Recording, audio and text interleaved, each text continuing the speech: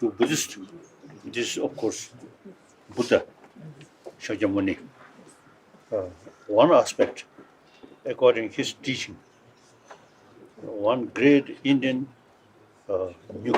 nuclear physicist, Kasa Rajaramana, late Rajaramana, he once told me, quantum physics in the West, something new. In this country, in India, over 2,000 years, quantum physics already developed. He told me, it is true. And he mentioned few sentences of Madhyamika Mulakarika, wrote by Nagarjuna.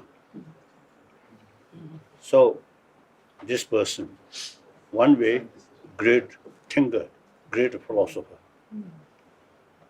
And then he always says, his follower should not accept his teaching out of faith, as I mentioned earlier, but rather thorough investigation and experiment.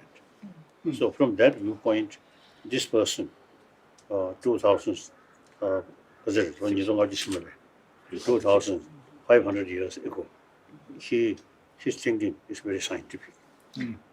Experiment. Not faith. No. So I also used to consider this person ancient Indian scientist. Okay. Thank you.